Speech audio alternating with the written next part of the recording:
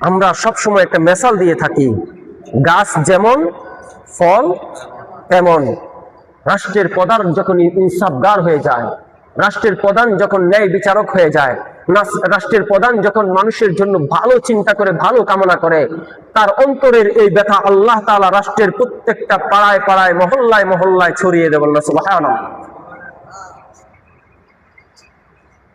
ঘরের বাবা যখন চিন্তা করে আমার ঘরের সন্তানগুলোকে আমি আনন্দে রাখবো, তখন ঘরের ভিতরে আনন্দ শুরু হয়ে যায়, ঠিক কিনা?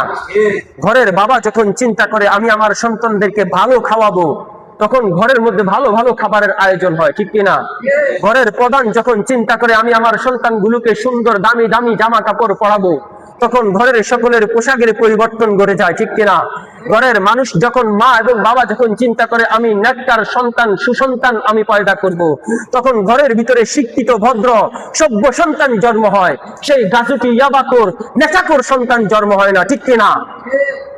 ঠিক রাষ্ট্রের প্রধানরাও যখন এই সমস্ত চিন্তা করতে থাকে আর ওইভাবে কাজ করতে থাকে, তখন রাষ্ট্রের মধ্যে আল্লাহর পক্ষ থেকে সাকিনা নাজিল হতে থাকে, রহমত নাজিল হতে থাকে, রাষ্ট্রের মধ্যে তখন শান্তি বিরাজমান করতে থাকে। বলুন সুবহানাল্লাহ।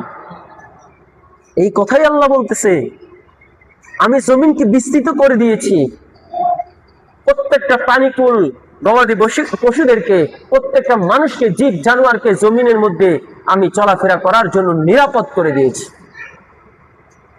লিল আনাম, সকল প্রাণীকুলের জন্য।